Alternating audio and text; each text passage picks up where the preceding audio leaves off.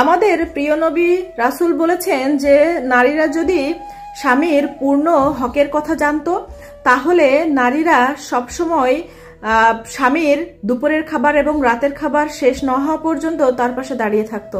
সবচেয়ে হতভাগা নারী কারা জানেন? সবচেয়ে হতভাগা নারী আমি তাদেরকেই মনে করি যারা নিজের ফ্যামিলির মানুষের সাথে সম্পর্ক ভালো রাখতে গিয়ে নিজের স্বামীর সাথেই সম্পর্কটাকে খারাপ করে ফেলে, তারাই হতভাগা নারী।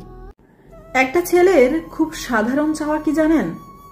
যে তার পছন্দের এবং শখের নারী অন্য কোনো ছেলের সাথে কথা বলবে না আর অন্য কোনো ছেলের দিকে তাকাবে না, ব্যাস এটুকুই। একটা পুরুষের দুঃখ তো ঠিক তখনই হয় যখন সেই পুরুষটা বুঝতে পারে যে আমার স্ত্রীকে আমি এতটা ভালোবাসার পরেও আমার স্ত্রীর কাছে আমার কোনো মূল্য নাই, ঠিক তখন। একজন ভালো স্ত্রী হতে গেলে যোগ্যতা লাগে, যেটা সব নারীর মধ্যে থাকে না। যে নারী তার নিজের দোষগুলো ঢেকে রেখে স্বামীর দোষটাকে সবসময় খুঁজে বেড়ায় সেই নারী আর যাই হোক কোনো ভালো স্ত্রী হতে পারে না।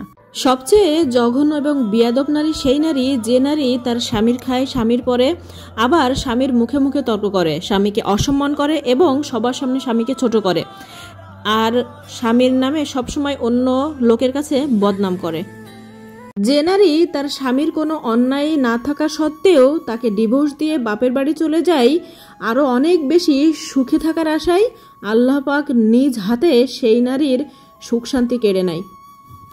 স্বামীর কাছে নির্যাতিত হওয়া এবং স্বামীর কাছ থেকে কষ্ট পাওয়া, দুঃখ পাওয়া এবং স্বামীর কাছ থেকে অপমানিত হওয়া একজন নারী জানে একটা ভালো স্বামীর মূল্য কতটা, যা সবার ভাগ্যে থাকে না।